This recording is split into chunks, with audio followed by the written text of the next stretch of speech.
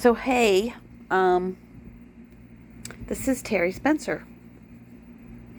I look like a hot mess right now, in my opinion.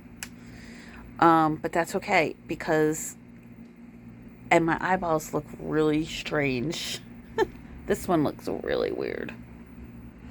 Is that just my camera or no? Anyway, and so I'm kind of a insecure person in that I've been an insecure person in that a lot of my self esteem is in looking a certain way.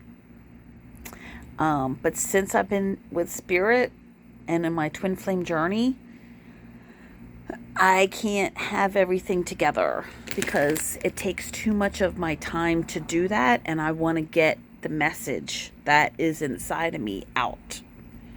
Or I have to, you know what I mean? So it's my mental health, my emotional health, and my being true to following Spirit is more important than having makeup on and having my hair together. So I just took my eyelashes off, and I can't have earrings on either. For some reason, this is okay. This doesn't bug me. But when I do readings, I cry. And I have to not have stuff on. I also itch when I do readings. I also burp. So it's not glamorous. And then, of course, I have a chipped tooth because I use my teeth to pull, when you're a dish detergent bottle, it's sealed. Yep, dish detergent is sealed. Like yeah. Everything is sealed. So. But I wanted to talk. I just did a reading. I just connected with a dead person,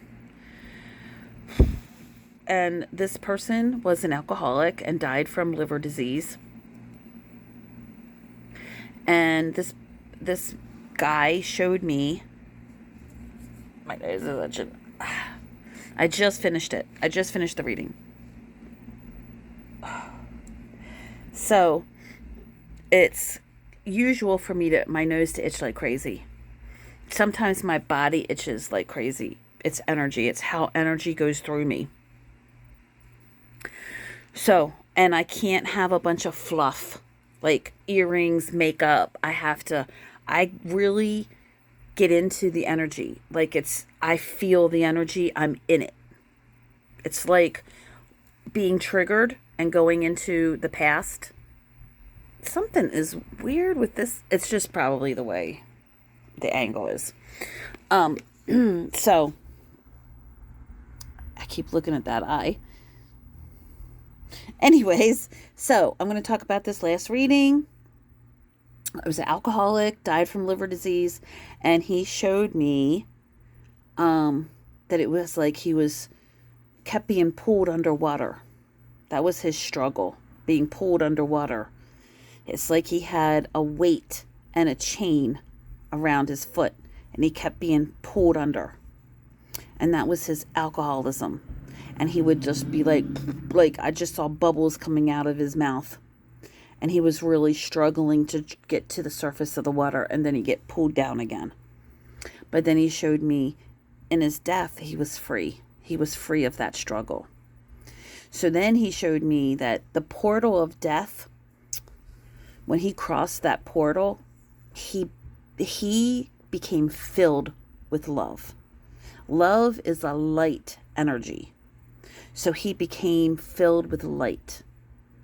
And that is a big deal for an addict alcoholic because they don't have holes in them. Their holes are filled with darkness, with a dark, dense, heavy energy. So it's not even about being empty. It was about being full of darkness. The darkness is shame and guilt and fear. So when he transitioned in death, went through that portal, he became so full in just like that of love. He healed. He became whole and complete. and that just blessed me so much how he showed it to me, because I felt it. I saw it and I felt it.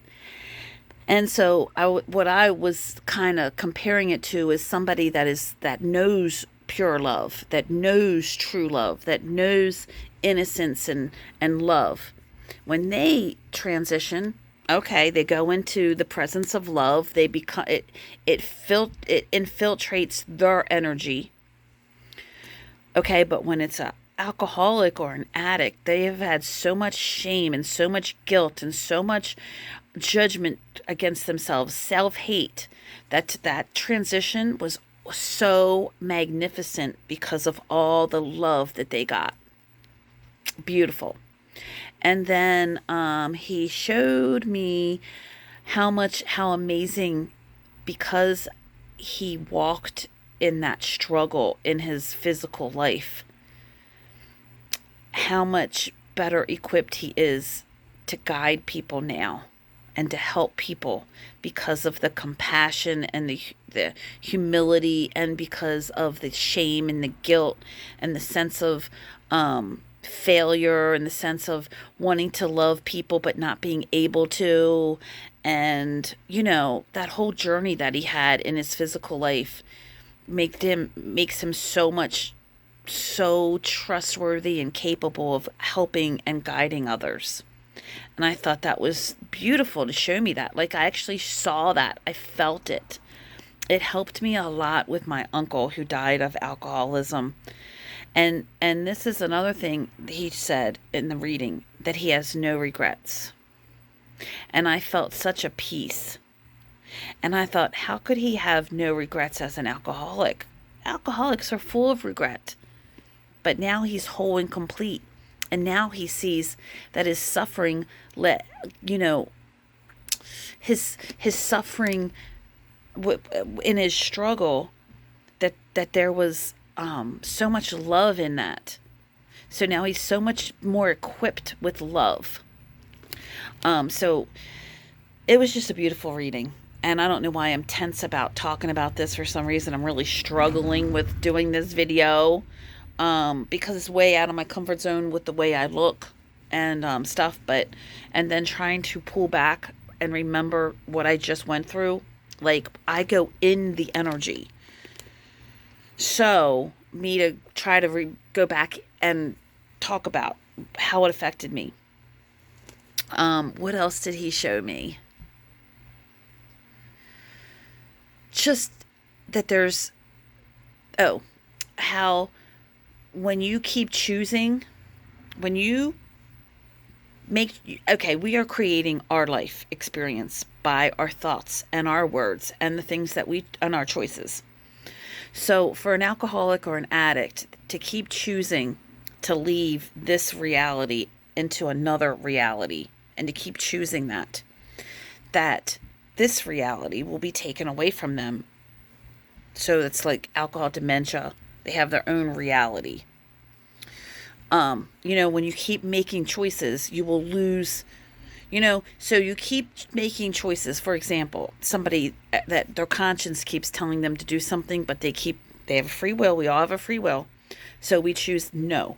We choose not to follow our conscience, sear our conscience, harden our heart, then we keep making those choices. Then we want to follow our conscience, and it's hard to, because we've already chosen not to for so much. So it's like our choices, when we keep choosing the same things, it gets harder and harder to go back. So that's another thing that he showed me. But then he also showed me that his alternate reality, the reality from the alcoholism, the escaping this reality and going into the alcoholic reality,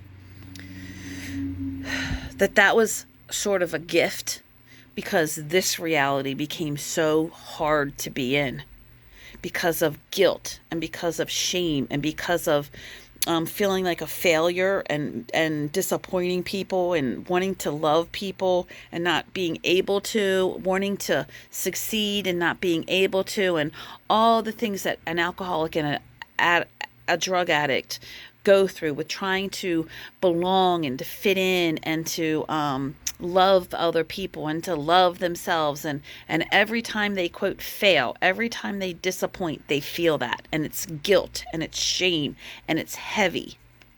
And then it leads to a lot of self-judgment and a lot of self-hate. And so then this reality becomes harder and harder and painful to be in. So the fact that they're losing this reality and they gain this like alcohol dementia or any form of dementia is a gift. It's not kind of a gift. It is a gift, because this reality was too difficult for them. And with the alcoholic and the addict, it's the inner child healing that was needed. That inner child became so broken because that inner child cannot handle self-hate and self-judgment and cannot handle all that heavy, dark energy of guilt and shame. So I can see where there'd be no regrets. And I can see why that alcoholic reality would be love. Because in here, in this reality, there was so much guilt and shame that they couldn't feel the love. So I just got a better understanding of how love is everywhere all the time. You cannot get away from it. So it just gave me something inside, and it helped me to really connect with my uncle Craig, because I haven't connected with him for a long time, and I loved him very much. He was a really special person in my life, and he died from alcoholism. And it was really painful to watch, and I hated it, and it tore me up, and I felt so, and I wasn't really able to love him in his alcoholism. It was so ugly. And it's okay. It's okay. I understand now. I have a better understanding now. And thank God that there's an energy of love in the universe that never leaves us, no matter how bad we get, or whatever. Bad is a judgment. It never leaves us. This love, this love, this love, even in our chaos, even in our darkness, even in our confusion. It never, that there is a compassion for each person. And so I'm glad that he was able, since he didn't know how to heal his alcoholism, I'm glad that he had that reality that he felt better in, that there was more love for him in that. And so my judgments of, no, you needed to be normal, no, you needed to be in this reality, no, then they're gone. So I have a lot more peace about my uncle and his alcoholism. And, no, I don't believe in alcoholism. I don't drink. But I don't need to hate alcoholism, and I don't need to hate alcohol or alcoholism or darkness, because there's always this mercy or something in life. So I'm really grateful for this reading. I feel like I didn't say it right. I feel like I'm in another zone talking about this right now. But I'm just going to trust that what I said made some type of sense. And this is like, I'm going to keep recording about my readings, and what they show me and what they mean to me. And so thanks for watching. Love you. Source energy is amazing. Life is amazing. Love and light is never away from us. Always loving us. Always meeting us where we are. Love you.